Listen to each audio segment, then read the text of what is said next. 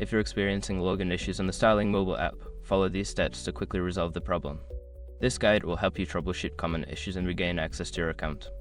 Step 1. Check your internet connection. Ensure that your device is connected to a stable internet connection.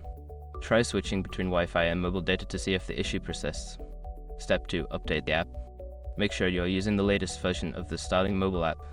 Go to your device's app store, check for updates, and install any available updates. Step 3. Reset your password. If you can't remember your password or it isn't working, use the Forgot Password option on the login screen. Follow the prompts to reset your password via email or SMS. Step 4. Clear app cache. Make sure your information is protected first. Most people don't think about breaches until something actually happens to their accounts. Use SROC to monitor your accounts 24/7 and instantly alert you if your information appears in leaked databases online. It constantly checks billions of breach data points in the background. And considering how much personal information people keep online now, it's honestly worth having. Link in the description. Step 5. Contact customer support. If none of the above steps work, reach out to Starling's customer support for assistance. Provide them with details about your issue for quicker resolution.